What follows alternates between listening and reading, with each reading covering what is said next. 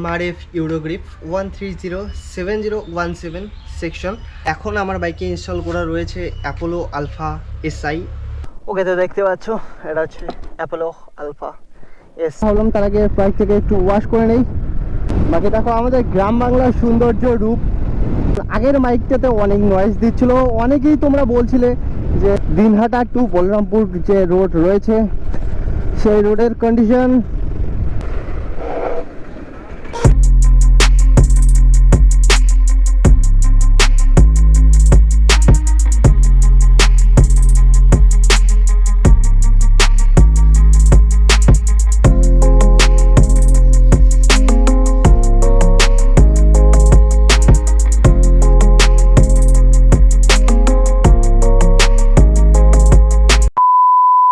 Good morning grew, আর তোমাদের সকলকে স্বাগত অনেক দিন পর আজকের আবারও একটা নতুন ব্লগে। আর গ্রু ফাইনালি দুর্দান্ত একটা কিন্তু সিকিম রাইড কমপ্লিট করে আবারও কিন্তু ফিরেছি বাড়িতে।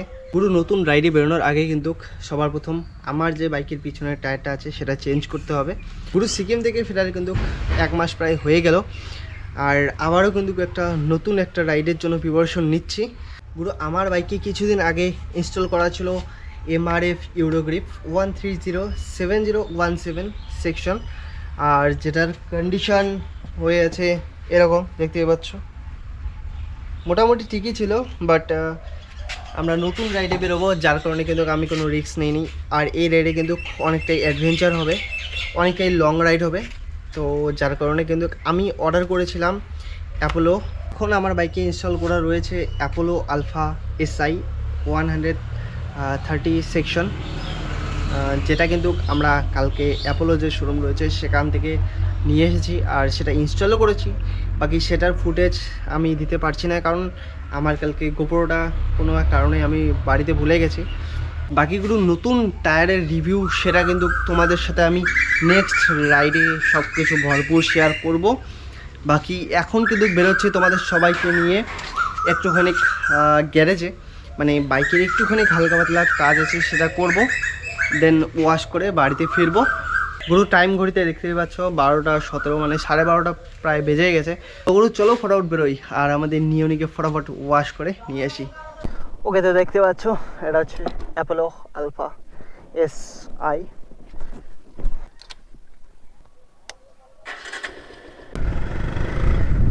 ওকে, তো ফাইনালি আমি কিন্তু বাড়ি থেকে বেরিয়ে পড়লাম। এখন কিন্তু আমি যাচ্ছি গোপালদার গ্যারেজে, মানে বাইকটাকে ওয়াশ করতে। কালকে কিন্তু আমি একটা দুর্দান্ত একটা রাইডের জন্য বেরোবো, শর্ট রাইডের জন্য। আগের টায়ারের থেকে এইবার যে টায়ারটা ইনস্টল আমি করিয়েছি এটা কিন্তু অনেকটাই উঁচু উঁচু। বাকি দেখো আমাদের গ্রাম বাংলার সৌন্দর্য রূপ, দেখো চারিদিকে এখন শুধু গ্রিনারি আর গ্রিনারি, কারণ এখন মনসুন ভাইব। আর এই দেখো ধান পেকে গেছে।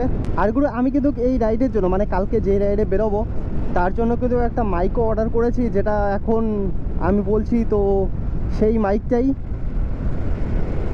কারণ আগের মাইকটাতে অনেক নয়েজ দিচ্ছিল, অনেকেই তোমরা বলছিলে যে দাদা বা ভাই তোমার ভয়েসে কিন্তু অনেক নয়েজ আসে।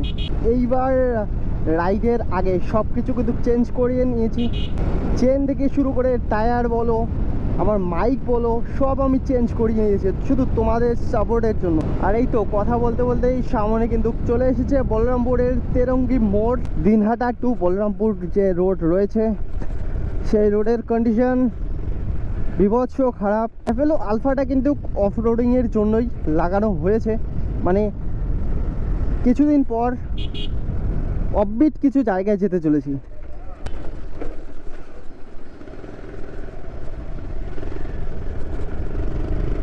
ওকে, তো সামনে হচ্ছে বলরামপুর চৌরঙ্গি মোড়, আর মোড়ের আগেই কিন্তু গোপালদার দোকান।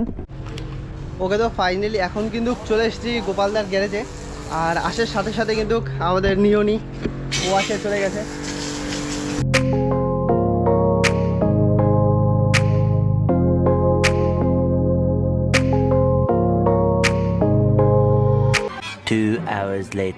বন্ধুগণ, নিয়নির ফুল সার্ভিস কিন্তু করা হয়ে গেছে কমপ্লিট, আর আবারও কিন্তু রেডি আর একটা রাইডে বেরোনোর জন্য নিয়নি। বাকিগুলো তোমার ভাই কিন্তু কালকে আবারও একটা নতুন রাইডে বেরোচ্ছে, বাট কোথায় যাচ্ছে সেটা সাসপেনশন রাখছে।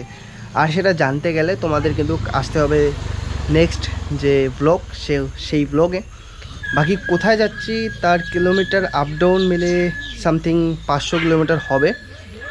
বাকি তোমরা ফুল সাপোর্ট করো তোমার ভাইকে, কারণ ভাই তোমার ভাই তোমাদের জন্য অনেক অনেক অনেক কষ্ট করছে। শেয়ার করো সবাইকে, যেন তোমার ভাই একটু বেশি বেশি করে ভালোবাসা পায়। বাকিগুলো এই ব্লগটা কিন্তু এখানে এন্ড করছি, আর খুব তাড়াতাড়ি দেখা হচ্ছে তোমাদের সাথে নতুন ব্লগ, নতুন একটা ট্রাভেল সিরিজ আর নতুন একটা গল্প নিয়ে। ততক্ষণের জন্য কিন্তু টাটা।